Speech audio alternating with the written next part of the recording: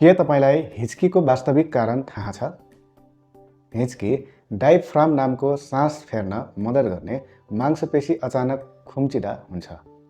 धेरै छिटो खाना खानु, कार्बोनेटेड पेय, मसालेदार खाना वा अचानक तापक्रम परिवर्तनले हिच्की सुरु हुन सक्छ।